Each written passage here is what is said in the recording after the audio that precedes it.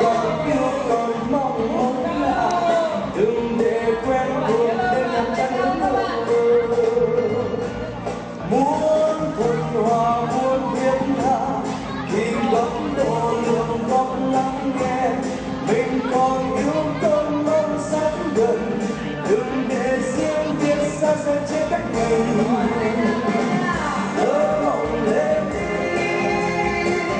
tìm hướng sáng mới đến gần nhau thêm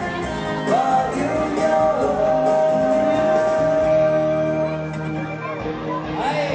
chúng ta cùng cố hộ bắt tay đứng đi tỏa sao lớn lên nào đứng đi tỏa sao đứng đi hành động đều đứng đi đến cho mọi người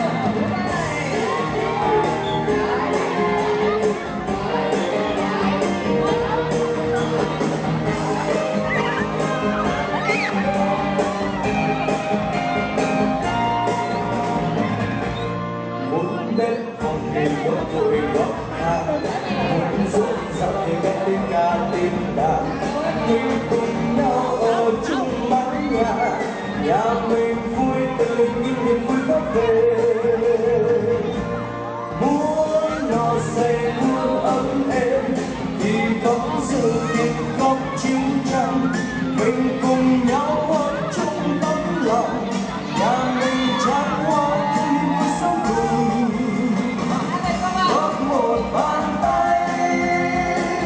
sự say mãi ấm nhé góp một cánh em bởi mưa xuân sang muốn lãng mạn thì lúc mộng ước mơ muốn tình thì đi cùng phố về mình còn yêu còn mong mơ đừng để quen thuộc đến nhầm chân hướng má tôi gì mà không cớp tôi luôn.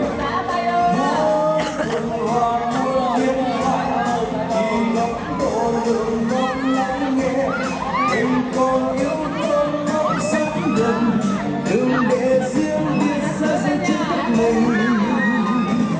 hỡi mộng lên đi tìm hướng sáng mới đến gần nhau thêm và yêu nhau hơn góp một bàn tay sừng xây